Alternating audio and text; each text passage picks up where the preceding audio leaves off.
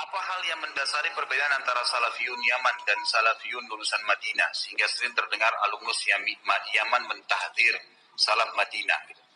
Jadi ini pertanyaan sebenarnya lebih khusus ya kepada para penuntut ilmu, itu bertanyanya juga bukan di tempat umum sebenarnya, tapi karena ditanyakan saya akan jawab.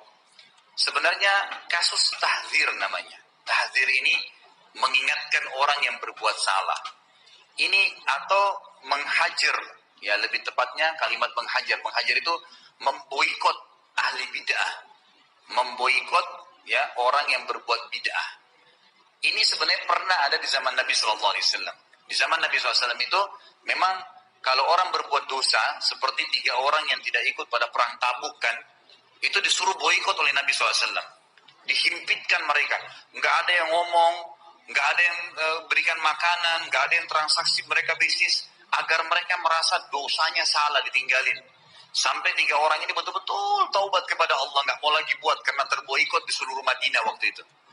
Maka keluarlah sebuah hukum dalam buku-buku hadis adalah hajar ahli bid'ah, memboikot pelaku bid'ah, gitu kan? Agar mereka bisa tersempitkan dan tidak mau mengulangi lagi perbuatannya. Tapi memahami ini harus dengan ilmu, saudaraku, gitu kan? Teman-teman kita dari Yaman tidak mengambil ini, tidak memahami ini dengan umumnya pendapat ulama, cuma terfokus kepada beberapa ulama dari Yaman saja.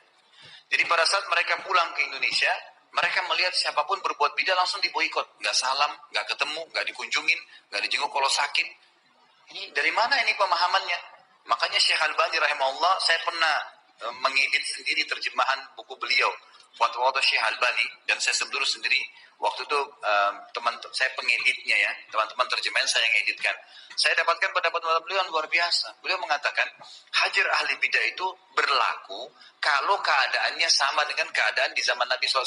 Di antaranya, di zaman Nabi SAW waktu diboikot penduduk pelaku bidah ini, pelaku maksiat ini, waktu diboikot, memang mayoritas Madinah adalah orang-orang yang soleh, gitu kan? Artinya pada saat memboikot 3-4 orang pelaku maksiat berefek, gitu kan? Mereka merasa terganggu, akhirnya takut.